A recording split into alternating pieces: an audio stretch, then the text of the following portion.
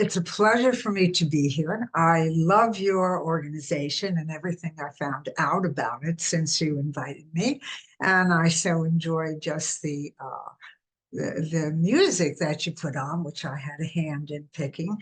And music has been a great part of my life, and I think everyone's, because it allows, our emotions, which are so powerful, to be expressed in that way that everyone can share. And I so much like your right for our lives, a right to life, but it's a W for writing, because it is the power, really, the power of our lived lives that creates the energy, the rage, and the creative insights, all of the creative insights that will become the sacred fuel to you to change your world and, in a sense, hopefully change the world from what it is to what it should be. So writing is critical, critical. I've been traveling the country, part of it anyway, in the last few weeks to support my new book, Choices. And a couple of weeks ago, I was in Nashville, Tennessee. And aside from wonderful country music and great fried chicken, I mean, this is one of the states that as soon as docs came down, they had a trigger law that immediately banned all abortions, no exceptions, even to save the life of the mother. So this was really in the belly of the beast, okay?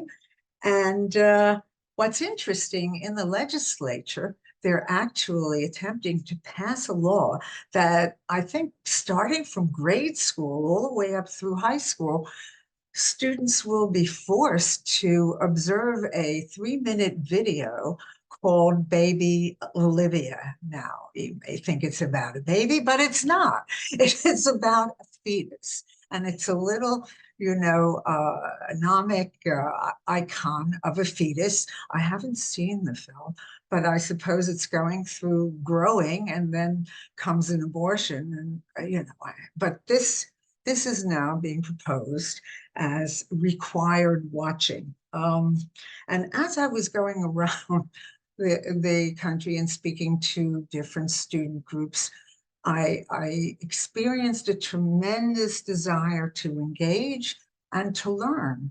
And I also learned that there was a great lack of knowledge about the history of the reproductive rights movement and the current reality of the politics of what's happening in the reproductive rights movement. And I can't just blame the students for that, because what's happened is that our history, when I mean our history, your history, the history of women, in all our myriad of expressions and lived lives, has been hidden, or not only hidden, just it kept from us. So it is so critical that we write, and it is so critical that we also read, and express what our current reality is. You see, because there's a saying that it is the winners who write the history. And we are in a war. We are in a war for women's fundamental human and civil rights.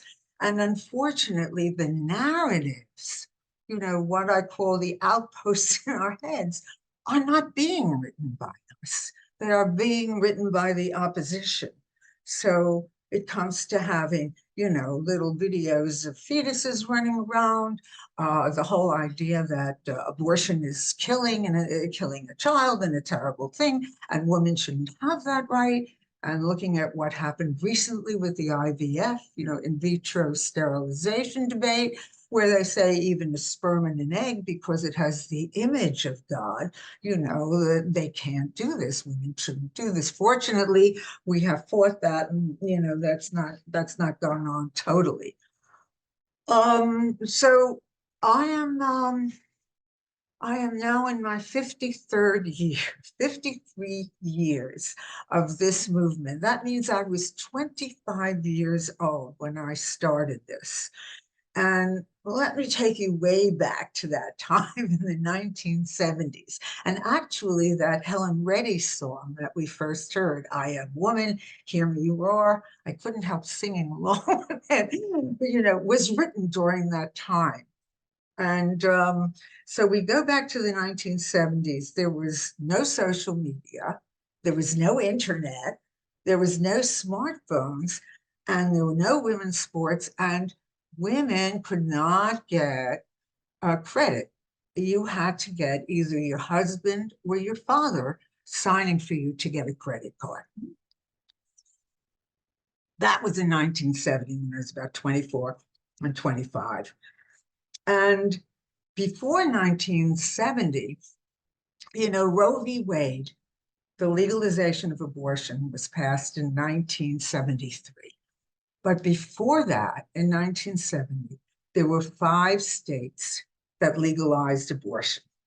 That was New York, Washington, Hawaii, and Alaska, and DC.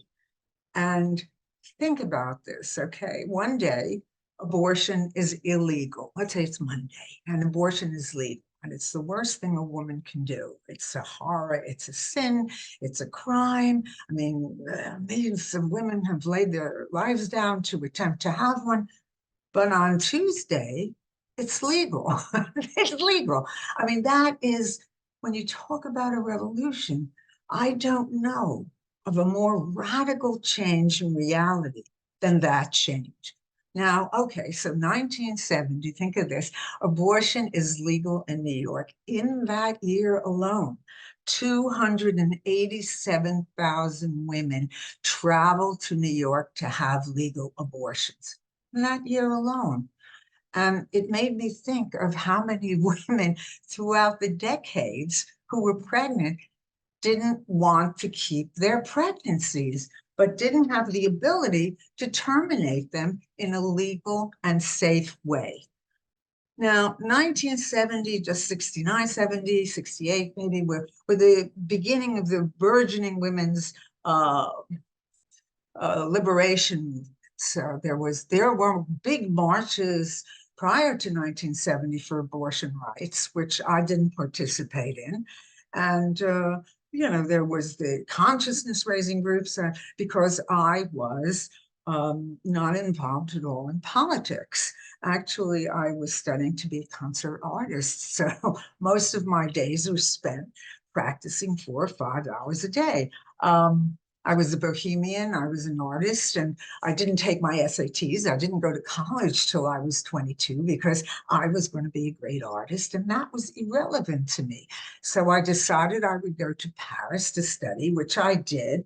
And I always laugh and say it was where I learned to love bread and cheese because that's all I ate for about a year. That's all I could afford. Okay? And then I had to come back to New York because my father got ill and I was about 21, almost 22, and I really realized I was not going to continue with that world, being a pianist, a great pianist, and thought to myself, well, I'll go to college. I'm interested in psychology. So I went to college and I got a degree undergrad in psychology. And then I went to graduate school and I was working 3 jobs at the time to put myself through school. And one of those was with a physician that started a small practice for the community. We were talking about community and caring for our community to provide legal, safe abortions, and asked me if I wanted to get involved. And I didn't know anything about abortion at all, but it was actually very interesting, pioneering, romantic. And I said, yes, I'll get involved. So basically, I helped to open, to create, and to form one of the first legal abortion clinics in the country. And I like to say I'm one of the midwives of the women's health movement, which now has been really almost lost in the United States. And just to give you an idea, in some of our busiest years, we would see almost 40,000 patients a year. So if you looked at what was done during that time, almost 5% of all the abortions in the country were being done by Choices, a feminist medical center in Jamaica, Queens, New York. So that's why I say my feminism and my commitment came and still comes from the ground up, from my experience, So Freud said that anatomy was destiny. Elizabeth Hardwick said biology is destiny, but only for girls. Now with Dobbs, geography is destiny, which means depending where you live, you are a second-class citizen of this country. Because if you can't access a fundamental human and civil right, which is reproductive justice and reproductive freedom, you are a second-class citizen, and I consider myself a second-class citizen because as long as one woman is in this country, we all are. So don't think there are safe places or you're safe, et cetera, et cetera. Nobody is safe at this point. So I want you to know what's happened, some of the things that happened since Dobbs. Um, well, I say is almost 24 million women lost their fundamental human and civil rights. That's a swath of states throughout the South, basically. And anti-abortion physicians are suing to curtail access to the pill, mifepristone, just this week. If you looked at the papers, you would see that there were tremendous demonstrations outside of the Supreme Court. Anti-abortion physicians are trying to stop mifepristone, which is the first part of the pill. And actually, I was very pleased to see that some of the women from the Women's March were out there getting arrested, and they were getting a little more radical. That was very, very pleasing to me. A recent report in JAMA, which is a medical journal, estimates that nearly 65,000 pregnancies that were the result of rape have been carried to term. They've been carried to term. And Kate Cox, if you've watched the president on State of the Union, she was in the box with Joe Biden. This is a woman who was carrying a fetus that was practically dead. They would not allow her to have the abortion, but insisted that she actually give birth to this partially dead fetus that would only live for 2 hours, which it did. She held it in her arms as it died. And this is because of these laws.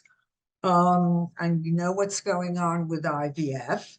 And again, the trigger bans like Tennessee are, going into effect. At Choices, we were seeing about 5 to 10 to 15 patients a month from out of town. Now we're seeing about 15, 10 to 15 a week.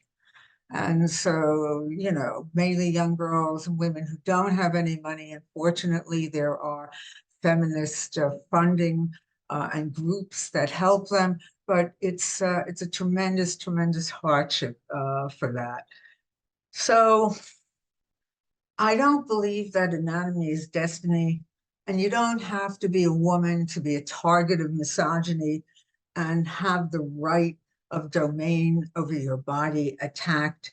I do know that Dobbs has pushed us back decades, and it will require many more decades to get back to even where we were. And you really have to understand this. It's not going to be a vote in Congress. It will take a very long time. And one thing that I've always said, and that's important to remember, that abortion is a mother's act. The majority of women who have abortions are mothers. And when you are pregnant, you are a mother. So abortion is a mother's act. It is also an act of love. And I just really like to quote Che Guevara on this. And he says, at the risk of seeming ridiculous, let me say that the true revolutionary is motivated by great feelings of love. Think of a time, let me get this away from it. Okay, think of a time when you, not a parent, not a doctor or other authority, made a decision about your body or your life. It could be the first time you felt that control and responsibility, but it doesn't have to be.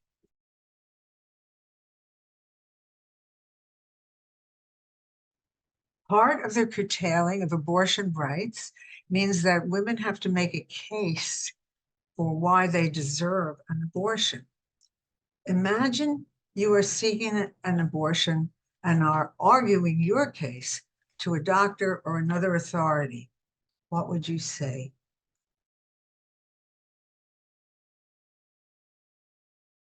So we have, okay, so to stay connected with today's guest, Merle Hoffman, we have Merle's Instagram, X/Twitter, and website on the screen. And we will also send in the chat. Do you have choices up there too? Choices and on the issues. You want to have that too? Yes, we sent that in the chat.